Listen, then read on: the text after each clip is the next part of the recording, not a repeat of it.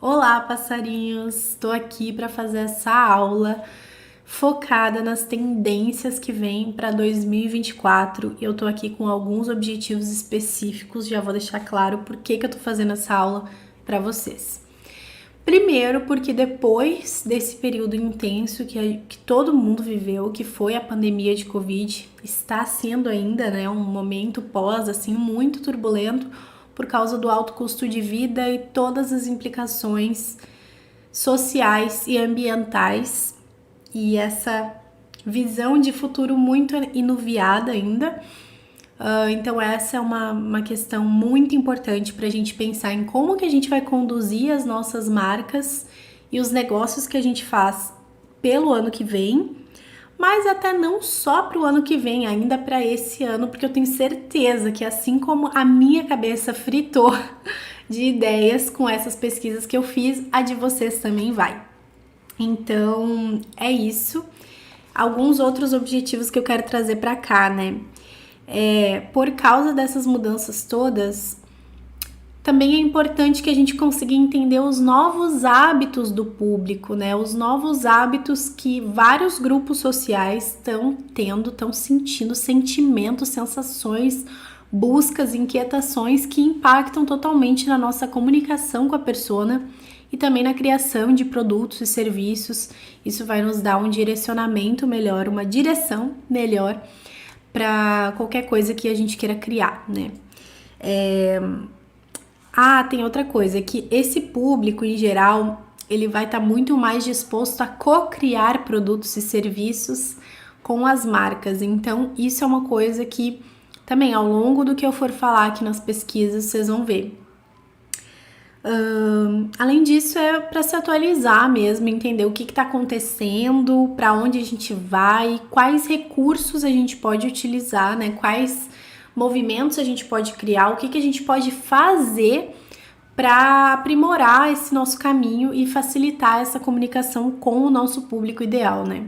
A gente não sair fora do caminho do que está acontecendo, né? A gente está atualizado, está centrado na materialidade do que está acontecendo.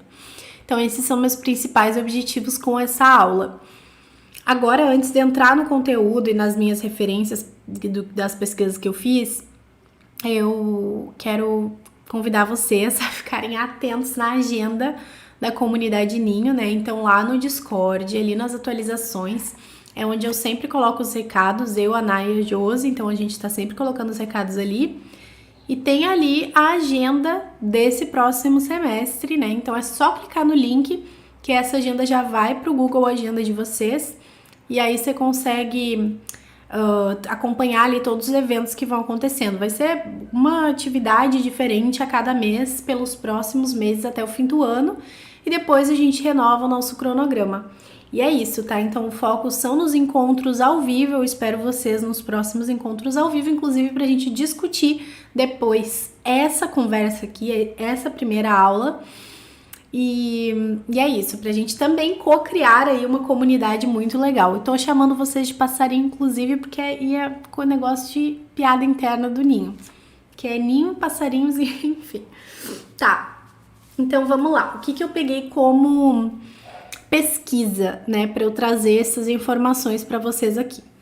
Principalmente, minha principal fonte foi esse relatório do Consumidor do Futuro, da WGSN, que é uma empresa de pesquisa de tendências muito reconhecida, né, que faz pesquisa todos os anos e distribui esse relatório de tendência. Então, eles já estão aqui com o olho lá nos próximos anos, né? Agora, essa pesquisa toda aqui é focada no consumidor do futuro de 2024 e como as empresas podem se adaptar e, enfim, se renovar para conversar com esse tipo de público.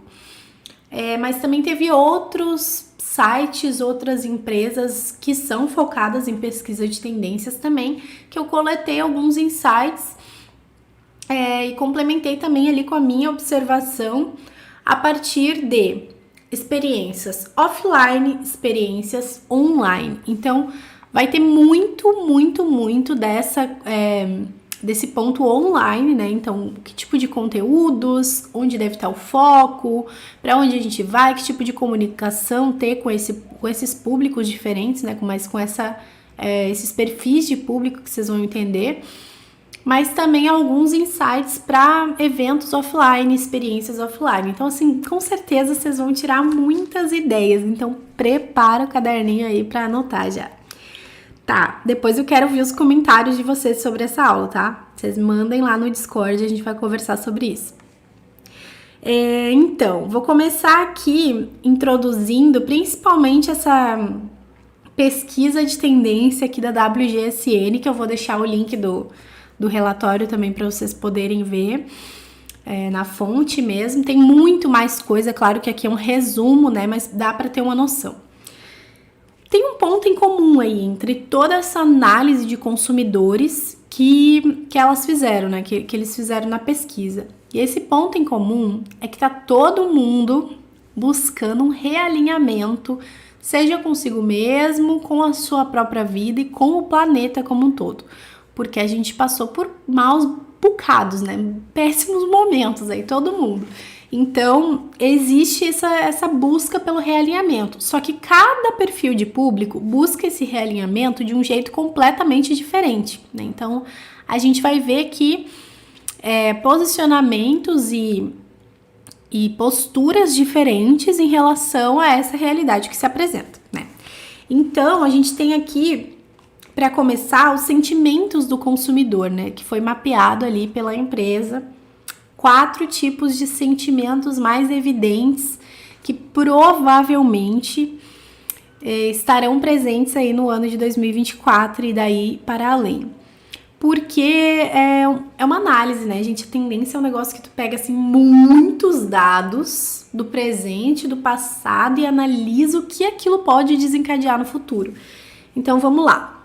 O primeiro sentimento listado foi o choque com o futuro, inclusive, né? E esse sentimento, eu tô com o meu caderninho aqui, o caderno de cultura que eu fiz, com várias anotações, e eu vou ir passando aqui pra vocês. Tem várias folhas, então vamos lá.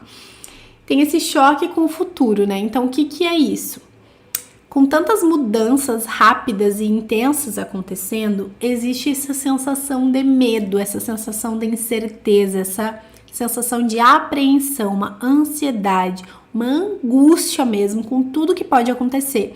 E tudo que pode acontecer a nível político, que a gente sabe que aqui no Brasil é uma situação complicadíssima que a gente está vivendo nesse momento, nos próximos meses, inclusive, né? E o que vem pelo próximo ano também depende muito do que acontecer agora. Além disso, no nível ambiental também as coisas estão se desenrolando de um jeito muito perigoso. Então, essa sensação de apreensão também ela é inevitável, né? E isso acontece. E também essas mudanças intensas na tecnologia, né? Que tá tudo mudando o tempo todo, muito rápido, e a gente, de certa forma, já tá um pouco angustiado com tudo isso, né? Então, em primeiro lugar, assim, para esse tipo de sentimento que geral tá sentindo, o mais adequado é ter um acolhimento dessas dores, né? Então, a gente conseguir, enquanto marca, dentro do que nos é possível, acolher essas dores, não ignorar esse fato, né, de que tá todo mundo meio angustiado ainda. Outro sentimento aqui, um segundo sentimento que é apresentado nessa pesquisa, que é o excesso de estímulos. E esse é um sentimento muito real, né? Depois de uma pandemia e um isolamento social, um foco muito grande no trabalho à distância, né, para uma grande parte das pessoas. E esse estilo de vida sempre conectado, né, principalmente esse ponto, assim, o estilo de vida sempre conectado, todo mundo tá conectado na internet o tempo todo, a comunicação sempre cheia de telas, são muitos conteúdos, um volume muito intenso de informação. Isso gera uma sobrecarga emocional e isso gera uma sobrecarga mental muito pesada. E esse é um sentimento aqui muito presente, né? Então, isso desencadeia em infotoxicação, que é a intoxicação do tanto de informação. Desencadeia também em síndrome de burnout, né? Um aumento absurdo de síndrome de burnout. acontecendo no mundo inteiro por causa do trabalho sem hora. Isso é uma precarização dos trabalhos também que está acontecendo muito grande, que gera também esse choque com o futuro, que gera essa sensação de apreensão. Todos os sentimentos eles estão interligados, mas ainda aqui voltando para o excesso de estímulos, tem uma palavra em inglês que explica um pouco dessa sensação, que é overwhelming, né? Então é tanta coisa que é assim, é over, é demais, é pesado, é mais do que a gente consegue lidar, e é literalmente mais do que a gente consegue lidar, como a gente vai ver mais pra frente. Então aqui alternativas em que a gente tem algum tipo de possibilidade, né, bem limitada, porque enfim, não é um problema individual, como a gente tá vendo, é um problema muito coletivo, mas algumas alternativas que eu já vou apresentar aqui como possibilidade é a gente estimular uma internet mais saudável, uma relação mais saudável com a internet, coisa que eu tenho falado muito e vou continuar falando, inclusive, e estimular os 5 sentidos menos, né? Focar em distribuir esse estímulo ao longo de todos os 5 sentidos que a gente tem, mas também reduzir estímulos em alguns níveis, como a gente vai ver daqui a pouco. Então eu vou aprofundar um pouco mais em cada um desses sentimentos daqui a pouco. Agora eu tô passando geral, assim, por cima de cada um deles. Então a gente teve o choque com o futuro, a gente teve o excesso de estímulos, e o próximo sentimento do consumidor que é apresentado nessa pesquisa é o otimismo realista, que é o oposto daquela sensação de positividade tóxica, sabe? De encontrar um sentido nas coisas mais absurdas, de achar que tá tudo bem apesar de tudo, não é isso. Então esse otimismo realista, ele traz o pé no chão, ele traz realmente a materialidade, ele traz um olhar realista sobre tudo e que muitas vezes pode ser encarado como pessimista, mas não.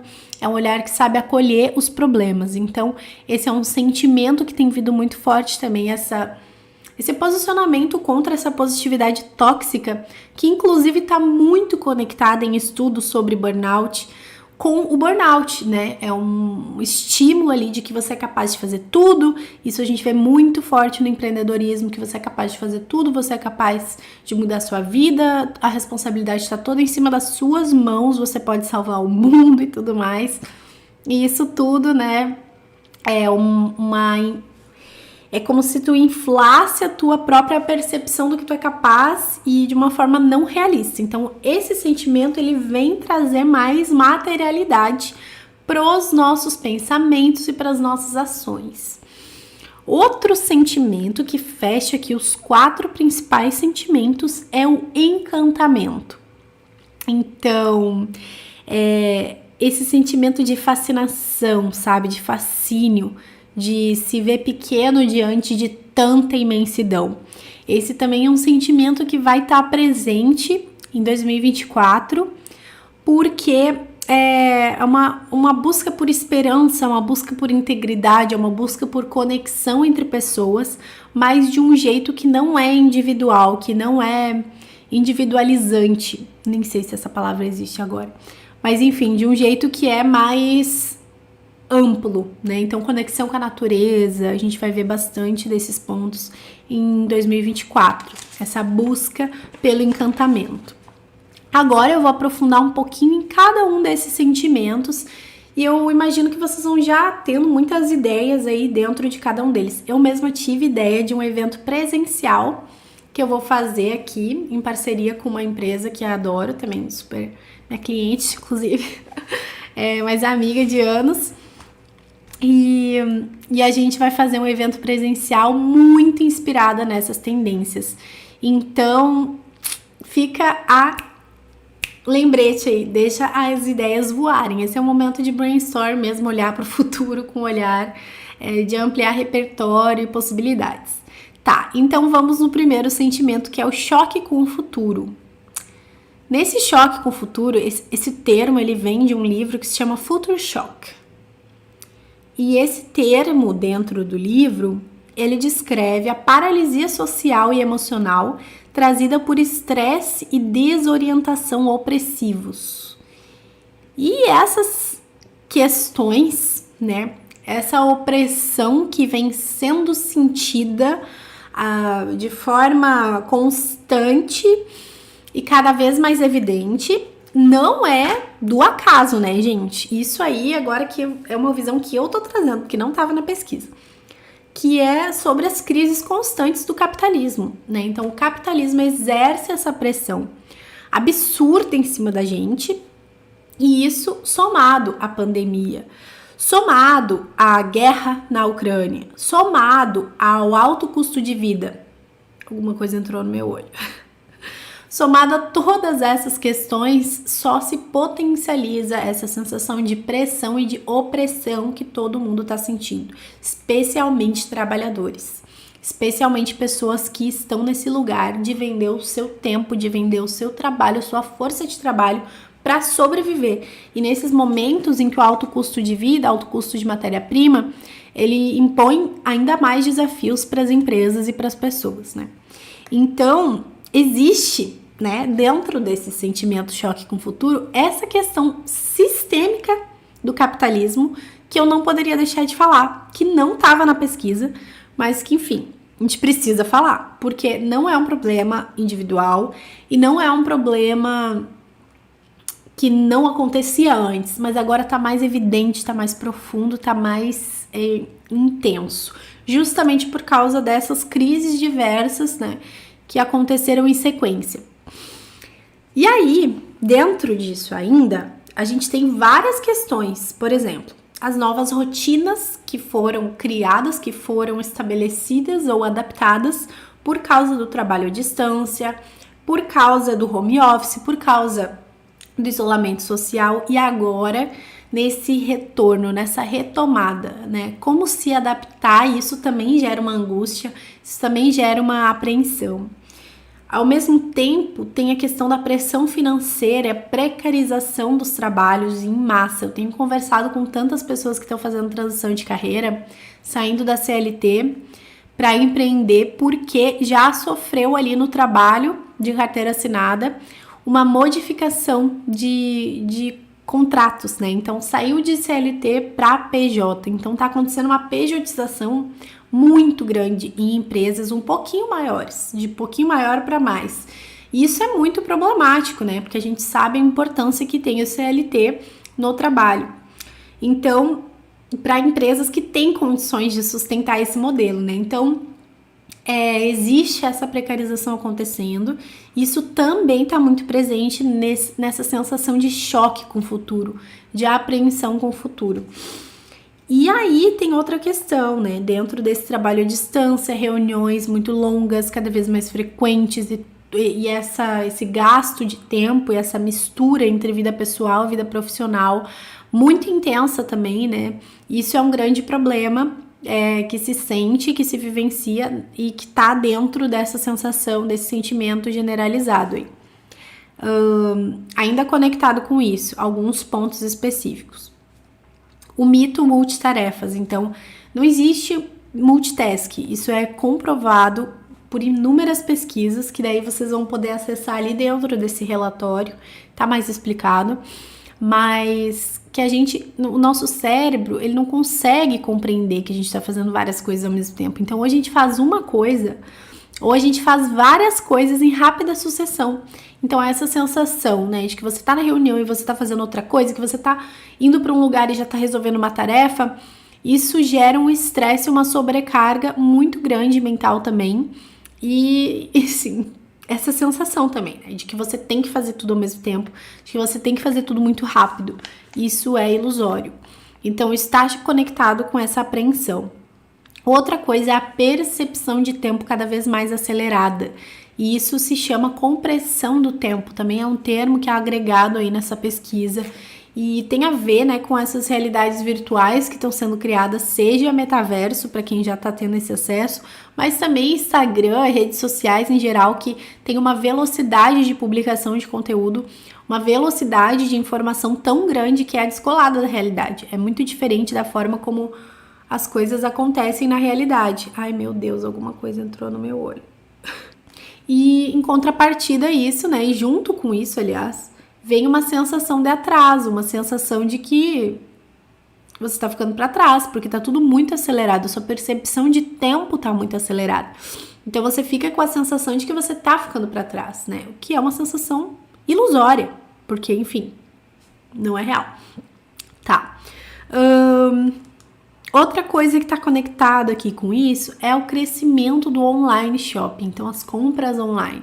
E isso eu reforço aqui a importância de todo mundo que vende produto, que vende serviço, ter essa alternativa online, ter o seu site, ter tudo organizado, ter serviços prestados de forma online sempre que possível também, porque esse é um ponto assim que está destacado em vários momentos dessa pesquisa, o quanto cresceu durante a pandemia e o quanto se mantém nesse pós-pandemia e se manterá também para sempre, né? Nos próximos anos não tem como tu voltar atrás nesse ponto, porque a praticidade é muito grande. Então, esse é um ponto que também está aqui dentro desse sentimento destacado como enfim, uma coisa inevitável e que também é muito importante de considerar.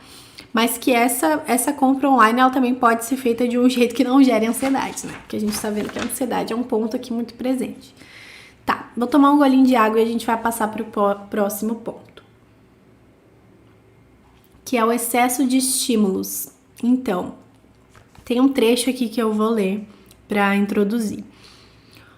Esse trecho foi dito pela Elisa Aguhar, da Knowledge Society.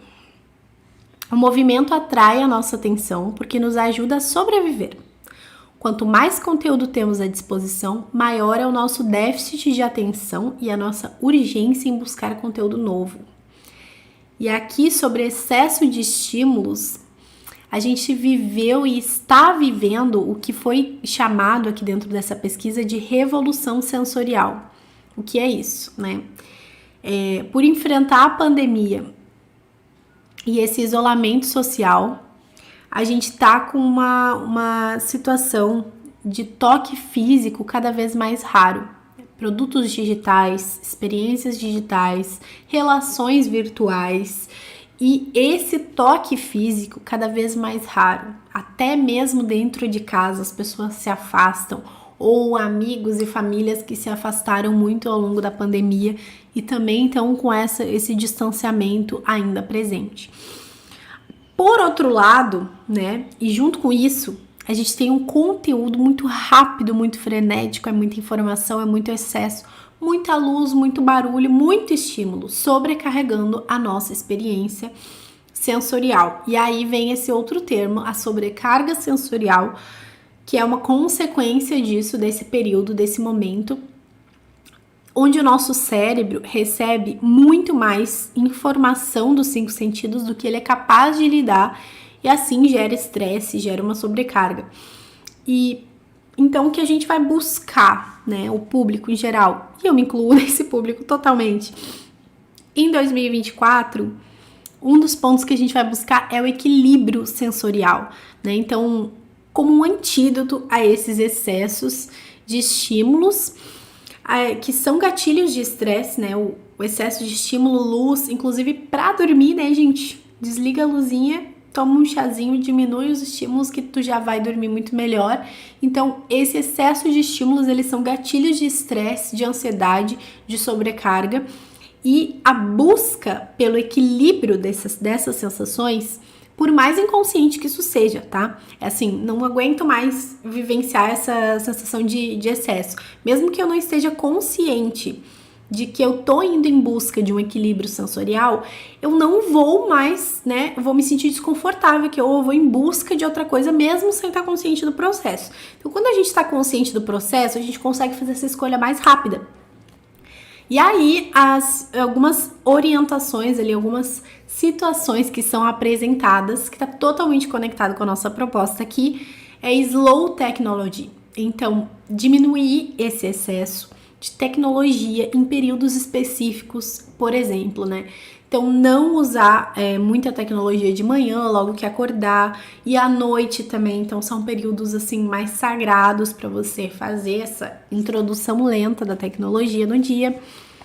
Também, outras alternativas que eu achei bem interessante é trabalhar sem som, trabalhar no silêncio, né? Tirar o excesso de ruído do ambiente, de música, de informação, sabe aquela coisa de, tô trabalhando enquanto tô ouvindo um podcast, não sei o quê. Sim, tem coisas que funcionam pra muita gente, mas essa é uma coisa que também vai ser demais, vai ser over, né, para os próximos tempos. A outra coisa que é sugerida é usar um dispositivo eletrônico por vez, o que é totalmente oposto do que eu tô vivendo aqui agora. Eu tô com o computador, com a webcam, com o microfone, com luz, com tudo, mas você também dá essas pausas, né? Então, agora eu vou estar fazendo isso, eu vou estar fazendo só isso. Ou então eu vou fazer isso por um tempo, vou trabalhar, já que se eu trabalho com a tecnologia e tô muito imersa nisso, então eu vou trabalhar e vou dar um tempo de pausa, de distanciamento para equilibrar os meus sentidos, né? Então, isso é muito importante dentro dessa busca. E aí a gente parte para o próximo sentimento, saindo ali daquele excesso de estímulos para um otimismo realista, né? Que é esse outro sentimento que vem bem forte aqui no próximo ano.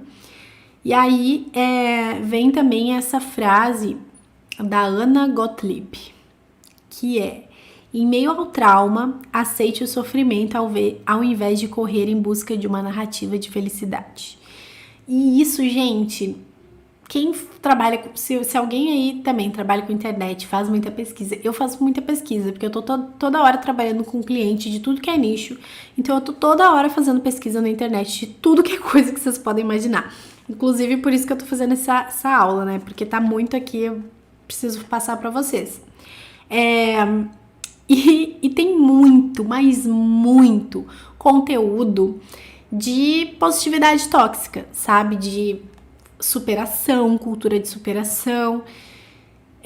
Vou replicar a rotina da Beyoncé, vou fazer a mesma rotina de academia que a atriz sei lá qual, que a cantora sei lá qual. E assim se vai indo nessa cultura de superação infinita, né? E, enfim, e esse sentimento, ele vem em um movimento contrário a isso, né? Então, é essa percepção de que essa cultura de superação cansa demais, ela cansa, ela é exaustiva, né? Essa busca por superação constante, por um autoaperfeiçoamento sem parar, ele gera um estresse enorme, ele gera uma frustração muito grande, porque é uma expectativa que nunca é alcançada, né? Sempre tem uma nova meta, sempre tem um novo ponto ali para ser trabalhado. Então, o que vai vir aqui como sentimento generalizado em relação a isso não é se manter no estado constante de felicidade. Não é essa busca por estar sempre feliz, sempre contente, sempre no auge da vida, sabe? Mas em cima da situação difícil, como eu interpreto ela e como eu encontro significado para isso, como eu encontro propósito nesses momentos difíceis, mas não de uma forma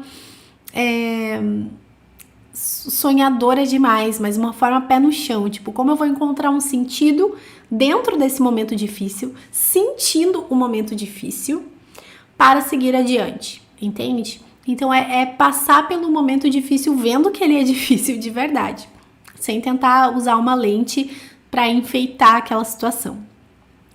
E aí, dentro disso, a gente tem algumas coisas impressionantes, ou não, depende, mas a busca pelas palavras-chave de self-care, skincare, autocuidado, aumentou muito, muito, muito, muito nos últimos anos, né? Aqui, a busca por autocuidado, inclusive, eu anotei esse dado, aumentou em mais de 60 bilhões de visualizações de vídeos nas redes sociais.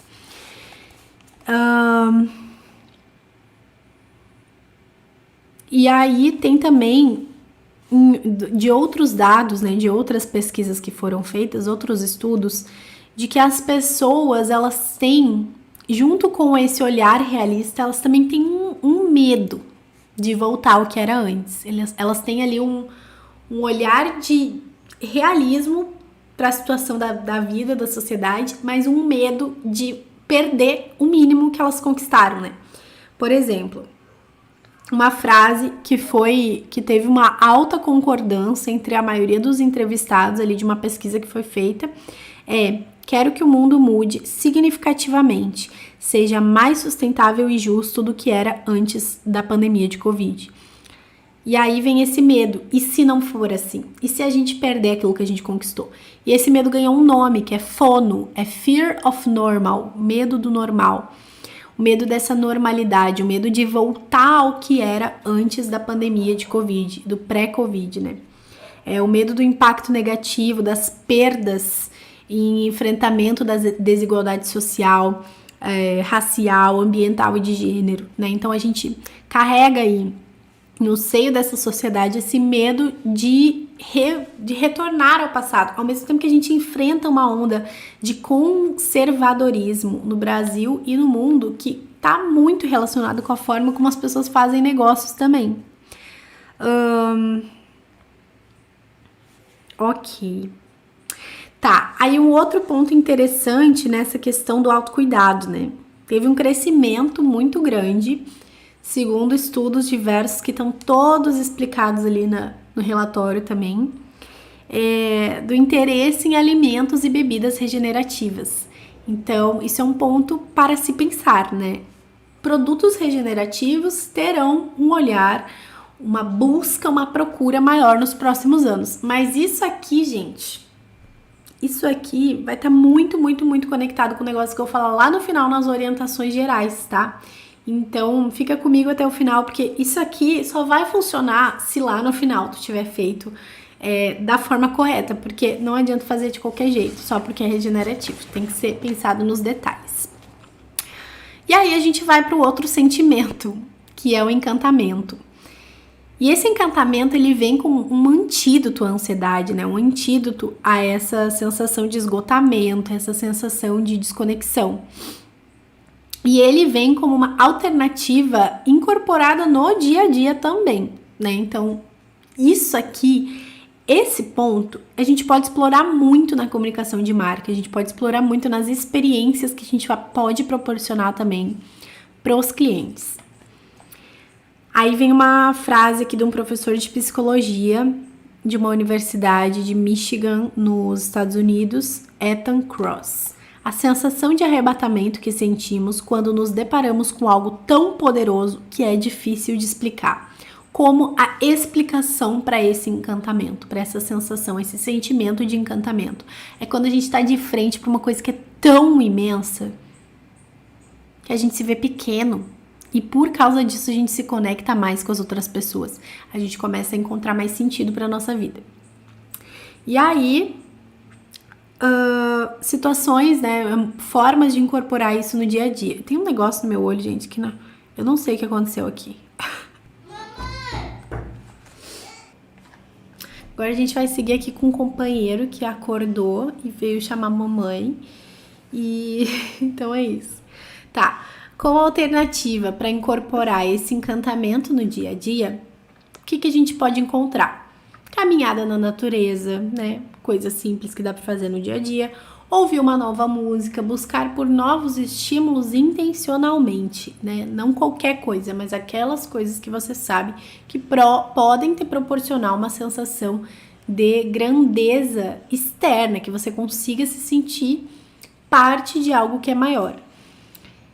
Espiritualidade também, isso aqui fui eu que agreguei, mas eu acredito que sim, porque é nessa busca por espiritualidade também que as pessoas encontram algum tipo de significado, seja ela da forma que for, né? Na crença que for, na busca de cada um da forma como for. E imersões com pessoas, aí já fica uma dica, porque assim, quando uma imersão é feita de forma intencional, de forma bem orientada, isso dá uma sensação de encantamento muito grande, né? E isso também é bem interessante nesse ponto. E o encantamento, ele desencadeia reações muito positivas, ele desacelera a nossa percepção do tempo, coisa que resolve em parte, porque a gente sabe que a gente está falando de um problema sistêmico aqui, né? Mas ele resolve em parte aquele problema de percepção acelerada do tempo que eu mencionei antes. Ele também amplia o foco no momento presente, né? Então, tu consegue estar mais centrada, tu consegue estar com mais calma, com mais foco e com mais atenção no que tu tá fazendo. E isso é interessante. Então, ok. Primeira parte de sentimentos feita. Agora a gente vai passar para uma segunda parte, onde eu vou falar um pouco sobre o perfil de consumidores, que também é apresentado nesse relatório da WGSN. E depois disso, eu vou conectar os pontos e a gente vai para as orientações gerais de como aplicar isso com outros insights de outras pesquisas que eu fiz de tendências para 2024.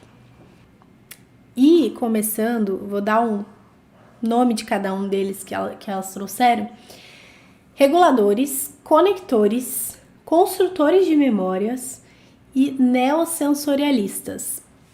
Eu vou começar pelos reguladores. Os reguladores, eles são um perfil de público que, depois de tanta mudança, de tanta instabilidade, eles vão buscar por segurança e regulação. Eles vão buscar por regularidade. Então, eles vão buscar uma rotina que ela é controlada, uma rotina regulada. Por isso que eles são reguladores. Eles vão buscar por praticidade, eles vão buscar pelo controle da própria vida. E aí, isso aplicado tanto à vida pessoal quanto ao trabalho nas diferentes áreas, diferentes instâncias da vida pessoal e do trabalho. Dentro disso, tá esse sentimento que eles têm de estar cansado de mudança. Eles querem uma coisa estável, eles querem estabilidade. Então, dentro dessa praticidade, dessa agilidade que esses reguladores, eles têm, eles sentem, eles querem, eles vão entrar aí, né? As compras online, as entregas em casa, de tudo. Então, pedido de papel higiênico, pedido de tudo que for possível, né, para que seja entregue em casa. Isso impacta em outros lugares aí, né, dessa cadeia de trabalhadores. Mas é um fato inegável desse tipo de público. Bom, então, além dos reguladores, também tem os conectores. Os conectores já são um tipo bem diferente e eles trazem em si essa cultura mais slow, né? Esse questionamento à cultura da pressa. Eles são contrários à cultura da pressa. E eles vêm, dentro disso também, eles trazem um questionamento à cultura da produtividade como um todo, né? Então, eles reescrevem o empreendedorismo, eles reescrevem a forma de fazer as coisas, de trabalhar especialmente. Tem um movimento japonês que se chama Meu Trabalho, Meu Ritmo, que também está liderando aí essa questão. Eu poderia acrescentar aqui também, né, o movimento Slow global como um todo, né, que tem a sua segmentação ali na área do trabalho, que é muito grande também. Tem diversas pessoas, movimentos e culturas ao redor do mundo buscando uma relação mais saudável com o trabalho. Então, esse é um tipo de público que tá bem focado nisso. Por outro lado, né, que eles também trazem uma busca por transparência total em relação às empresas, né? Então, eles questionam as coisas, eles não aceitam coisas de qualquer jeito e eles buscam por empresas que são transparentes. Então, isso em todas as áreas, né, na comunicação como um todo, mas nos detalhes também. Então, um produto com uma embalagem que tem um dado de sustentabilidade, que tem um certificado, isso também é muito importante para esse público, né? Vai ser levado em consideração na hora da compra. Então, chequem as embalagens, coloquem os dados de sustentabilidade, coloquem o trabalho, mais transparência no trabalho como um todo, né? Isso é um ponto que eu defendo demais e tá alinhado aí com as tendências, como vocês podem ver. Eles também têm uma outra característica que é o compartilhamento e a descentralização de várias coisas, né? Então, compartilhamento de moradia, compartilhamento de empresas, compartilhamento de posses como um todo, né? Sem tanto esse olhar individualizado. E isso em várias profundidades ali, né? Tem todo um tipo de empresa que está se criando agora, que é compartilhado entre os usuários. Então, as decisões são tomadas, a forma como a empresa se estrutura é diferente também.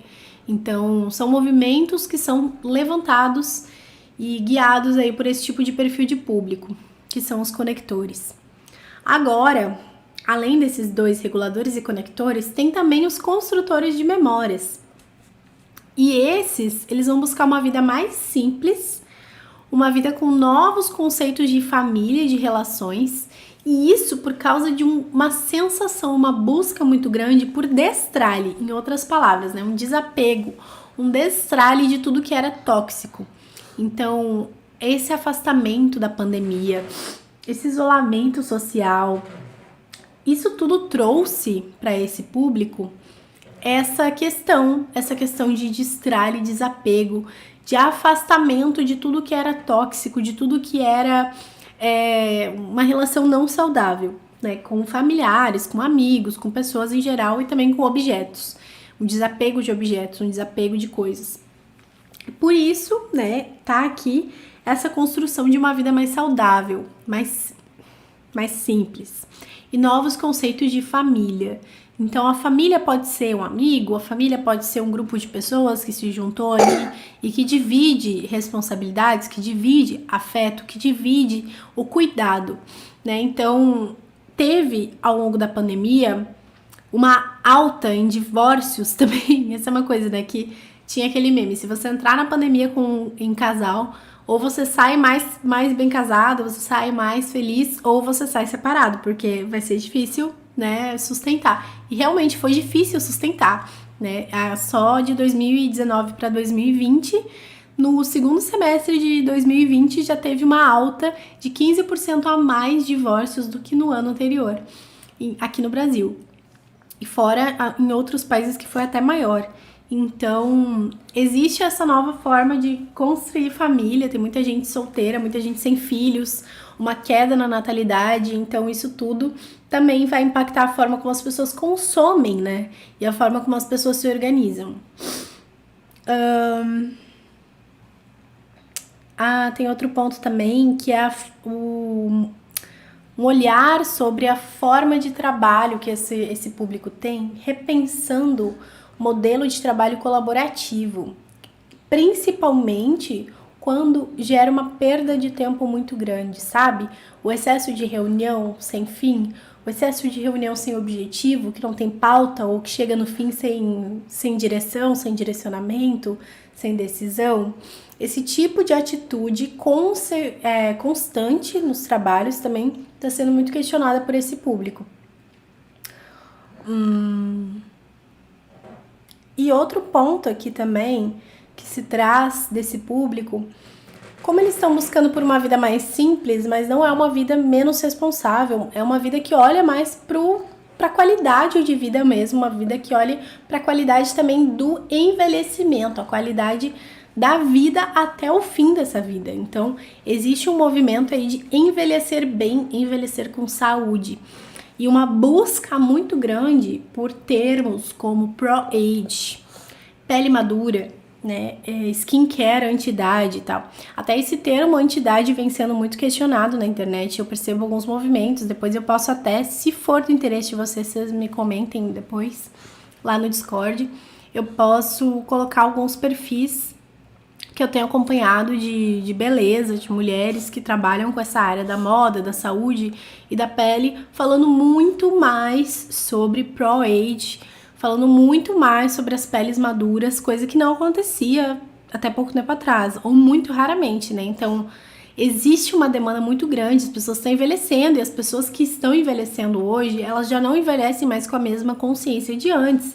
As pessoas, elas já estão muito mais digitalizadas, estão muito mais presentes na internet, consumindo ativamente esses produtos, esses conteúdos. Então, elas querem representatividade, elas querem soluções voltadas para isso, para elas. Então, envelhecer bem, com saúde, é uma questão bem forte aqui nesses construtores de memórias. E de um grande parênteses aqui em relação a esse público, mas a todos os outros, né? É pensar dentro da nossa comunicação de empresa quando que a gente está sendo tóxico e não ser, né? Porque senão também o público irá te descartar tal qual descartou todo o resto. E essa é uma consequência muito natural, né? Então fica a reflexão. E aí a gente vai para o próximo público, que são os neossensorialistas. E esses aqui, gente, são os liberais. Eles estão imersos na tecnologia e eles sentem esperança com ela. Então, metaverso, NFT, criptomoedas são termos comuns para esse público. Eles têm interesse, eles estão vivenciando isso.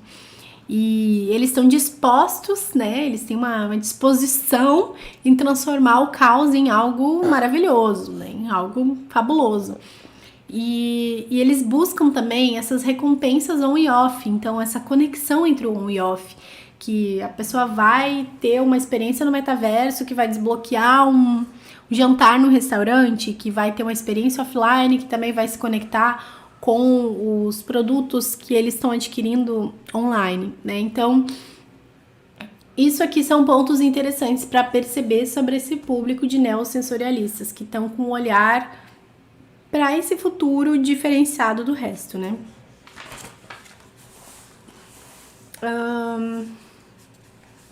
Bom, aí agora a gente vai para as orientações gerais, que são pontos que eu resolvi destacar aqui para orientar vocês sobre como agir em diferentes áreas, né? Então, e que dentro dessa pesquisa foram as minhas conclusões, eu diria assim, né?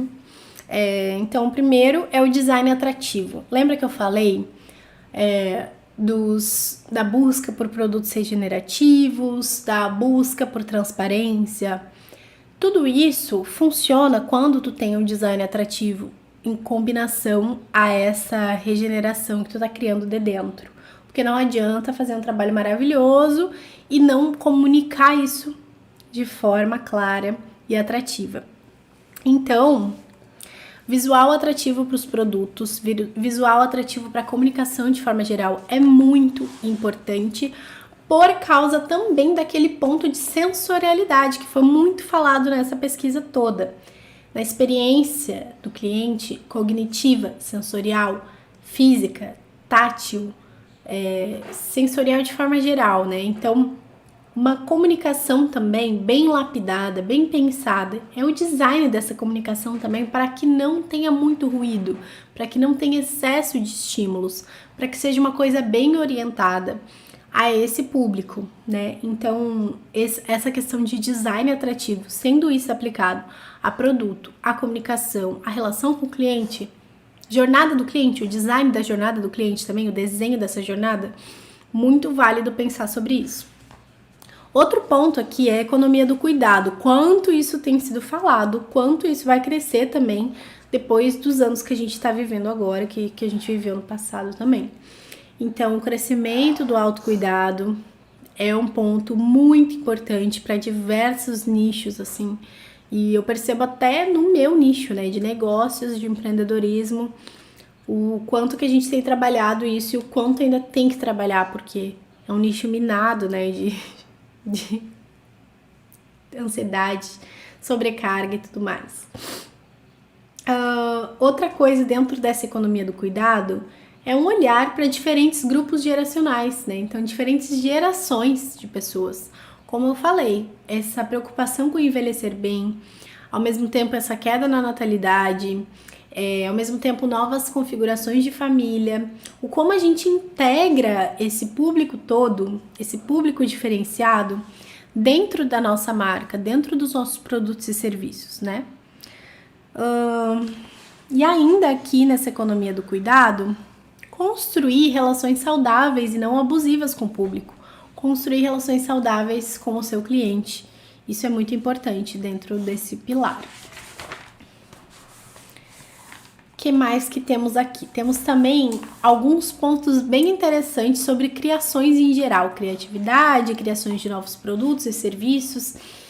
E isso aqui, gente, muito legal, porque assim, é criar além do que tu já faz como principal. Então, por exemplo, eu, né, aqui na direção, a gente cria educação digital, em geral, né? Então, infoprodutos, cursos, e-books, oficinas, tem a comunidade, tem os serviços que a gente presta para clientes, então, criação de site, criação de identidade visual, conteúdo, vídeo. Então, tem essa multidisciplinariedade, mas Ainda, eu poderia, dentro da direção, criar qualquer coisa que eu quisesse, literalmente. Eu vou fazer um evento presencial, eu quero fazer um produto físico, eu poderia fazer qualquer coisa, desde que o olhar da marca, né, a personalidade da marca e o olhar do criador, ele esteja presente em todas essas coisas diferentes, né? Então essa criatividade múltipla, ela é uma tendência também para artistas e também para marcas em geral. Isso vocês vão ver muito acontecendo, criação colaborativa, collab de marcas e marcas criando produtos que vocês nem imaginaram. Tem um exemplo aqui para dar para vocês, que é a Meg Meg, que começou sendo uma empresa de papelaria e que hoje é uma empresa que cria produtos para casa, que cria produtos de autocuidado, de várias coisas diferentes. Então é interessante, né, que a esteira de produtos de vocês esteja bem completa para que vocês possam ir incrementando com outras coisas que são extras, mas que vão agregar muito na experiência que o cliente tem com a marca de vocês, mas também trazendo esse olhar de vocês sempre em todas as coisas. Isso é muito inovador, né? E o público também, ele gosta e espera isso de certa forma, mesmo que não seja consciente, né? Espera aquela inovação, espera aquela ideia criativa, espera aquele lançamento criativo diferente que foge do óbvio. Outro ponto aqui que eu vou destacar é o comércio comunitário, comércio colaborativo, que é integrar os clientes dentro dos ganhos com a empresa. E para exemplificar esse ponto, eu vou trazer um exemplo recente da Fabi Florinda, que tem a escola manual, onde ela ensina diversas manualidades, desde fazer pão até construir móvel de madeira. E ela fez uma abertura recente que as pessoas que comprassem poderiam chamar outra pessoa para participar e ganhar metade do valor, alguma coisa assim. Enfim, a pessoa podia participar e ganhar uma parte do pagamento de uma amiga, sabe? Então, de certa forma, né, aquele público, ele se viu ganhando junto com aquilo, quase como uma sociedade, terceiro e segundo grau ali, tendo ganhos junto com a empresa, participando do processo junto com a empresa. Isso é interessante, eu tenho visto várias empresas fazerem esse movimento de diversas formas diferentes e é legal também. Como eu sempre falei, integrar o cliente no processo, nas decisões de produto, da comunicação como um todo. Agora, eu vou trazer algumas orientações gerais pro online, especialmente, e também pro offline. Então, primeiro eu vou falar agora de orientações pro online, depois eu vou falar de orientações pro offline. Pro online, menos é mais. Qualidade acima da quantidade vai ser um imperativo em 2024, apesar de que volume também é importante. Só que se tiver que escolher, qualidade é ainda mais importante, porque dado a quantidade de conteúdo que tem, quem cria com mais qualidade se destaca, porque é muita informação, é muito excesso, então quando a gente encontra aquele refúgio de qualidade, aquilo é mais valorizado. Então, mais tempo, a gente vai ter que gastar mais tempo na reflexão e no planejamento dos conteúdos do que de fato na execução. Isso é um desafio para quem sofre de ansiedade digital, mas é uma coisa que métodos mais conscientes vão ajudar demais. Então, estou bem feliz por a gente estar aqui existindo com o nosso trabalho, porque com certeza vai ser bem necessário no próximo ano. E aí entram também outros pontos que foi destacado em diversas pesquisas. Slow content, conteúdos duradouros, que eu chamo de conteúdos atemporais dentro do método conteúdo intencional. Então, isso também é uma coisa que vai crescer aí nos próximos tempos, menos é mais. Além disso, tem também a volta do texto.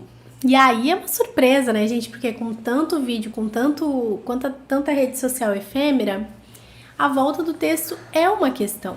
Então, conteúdos escritos, especialmente blog e newsletter, que teve um crescimento muito grande nos últimos tempos, também vai continuar crescendo em 2024. Uma curadoria de conteúdos voltada para esses canais também, para não ser tão difícil de manter a frequência, você conseguir ter a habilidade de fazer essa curadoria e trazer com o teu olhar, né? Isso também eu trabalho lá dentro do conteúdo intencional. E os blogs e newsletter focadas mais em textos longos e duradouros, como eu já venho falando há muito tempo, e as redes sociais para entretenimento, relacionamento com as pessoas. Então, rede social, é para relação. E outros canais mais aprofundados para conteúdos que valem a pena ser durável ali, que vão realmente ter durabilidade, né? Sim. E aí, um outro ponto aqui para destacar é de vídeos. Vídeos, explorar diferentes formatos de vídeo, não se prender a um único formato, explorar, testar possibilidades de vídeos. Porque o vídeo é sim um queridinho da internet nesse momento, né? TikTok tá aí para provar com números absurdos. E as marcas dentro desse contexto também fazendo entretenimento, produzindo entretenimento, relacionamento leve com a audiência. Isso é uma coisa que também vai ganhar muito espaço. Mas ainda nessa experimentação do vídeo, buscar por mais qualidade de vídeo. Então, trabalhar os conceitos que tu tá traduzindo naquele vídeo, a narrativa que tu tá trazendo no vídeo, o conteúdo do vídeo, a forma como aquele vídeo é feito, o visual, a estética do vídeo também, e são pontos bem interessantes para trazer. E isso são tendências do online. Agora, tendências do offline, bem interessante também, é que tem uma volta muito grande de eventos presenciais, né? Esses tempos eu vi uma frase de alguém falando na offline, que foi: a cidade está respirando de novo, a cidade está borbulhando, ela está voltando à vida, né? Ela está acesa. Então, depois de tanto tempo de pandemia, de isolamento social e de distanciamento, a gente tem essa possibilidade de sentir a cidade, as coisas acontecendo de novo. Então, os eventos estão de volta e dentro desses eventos, a gente pode trabalhar muito mais o formato híbrido, que é a integração do on com o off. Como? 1000 possibilidades, não vou aprofundar aqui porque a gente está fazendo um grande geralzão, mas trazer a experiência completa no off e pedaços daquilo no on também, porque quem tá no on também quer pegar um pouco daquilo, entendeu? Então a gente tem que integrar mais e isso é uma tendência muito, muito, muito forte para os próximos tempos, essa integração do on e do off nos eventos. Feiras e eventos locais em geral, tá ligado para participar dessas coisas também, é importante, principalmente para quem vende produto, mas também para fazer networking, para fazer conexões, para continuar criando raízes do negócio nos locais, né, onde você quer estar. E experiências interessantes no offline, né? Então, se propor a criar experiência. Se você vai participar, se você vai ter um stand numa feira, se você vai ter um espaço no evento, não fazer só a mesma coisa que você fazia no passado, porque para ser mais interessante, para ser mais instigante, para ser mais criativo e para ser mais conectivo com o público, criar experiências que sejam focadas para aquele público e que saiam do óbvio, vai destacar muito mais a tua marca. Então esse é um ponto muito interessante também que está em alta no próximo ano. E vou fechar esse aqui com um ponto que na verdade foi muito presente em todas as influencers aí da internet nessa pandemia, nesse pós-pandemia, que é o turismo introspectivo. E não só de influencers, né? Mas isso retrata um modelo de ideal de sucesso aí que está se desenhando na sociedade, que é esse turismo introspectivo. Sejam as mini férias, que acaba sendo o único espaço de tempo curto possível dentro da vida do trabalhador precarizado, nesse contexto todo que a gente está fazendo, mas também a escolha para lugares não óbvios, para a escolha de lugares rurais, escolha de lugares isolados, paradisíacos, lugares sem pessoas, lugares de imersão na natureza, momentos de fuga, né? Então essa busca por esse bem-estar momentâneo, essa fuga para as colinas, foge para as colinas, foge para a montanha, foge para a natureza, para um lugar que é só cheio de árvore, cheio de água, cheio de tudo, que não é gente. Então esse turismo introspectivo, né, não é tanto, claro que continua, mas existe essa tendência muito forte de um turismo que ele é mais focado no eu, ele é mais focado na introspecção da pessoa mesmo. Então isso é uma coisa interessante para quem trabalha em qualquer nicho que tenha conexão com isso ou queira se conectar com alguma empresa que faça isso também. Insights. E por fim, era isso mesmo de insights, de tendências para 2024. Eu vou deixar as referências aqui junto com esse vídeo no Discord. E vou pedir para vocês comentarem, porque eu tive o trabalhão de fazer essa pesquisa e esse vídeo. E agora quero saber o que vocês acharam desses insights. Eu particularmente gostei muito, tive muitas ideias, alinhei tudo que tinha que alinhar para seguir nesse caminho e percebi que as decisões que eu estava tomando em relação à empresa, em relação à comunicação, em relação a novos produtos, ideias de novos produtos e serviços, também está super em conexão com essas tendências e que teremos aí um espaço de muitas possibilidades para trabalhar no próximo ano. Então, quero saber se tu também teve essa sensação ou se não, se tu sentiu tipo, agora eu vou ter que dar uma intensificada para direcionar os meus esforços para essa direção, para poder estar alinhada com esse movimento, né, que está acontecendo. Enfim, é isso. Espero que você tenha gostado dessa aulona, esse aulão de tendências, porque era essa a proposta mesmo. E é isso. Espero teus comentários, teus insights e até mais.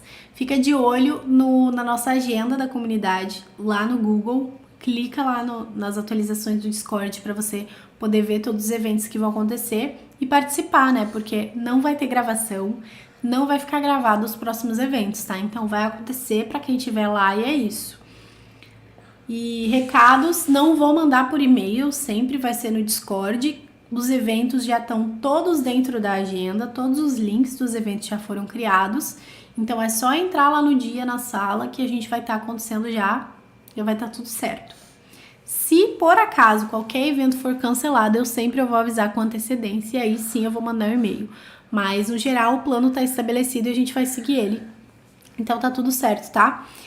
Se vocês tiverem alguma dúvida, deixa aí no Discord também. Vamos usar essa plataforma pra gente se conectar, conversar, dialogar e aguardo vocês nos próximos eventos. Um beijo, tchau!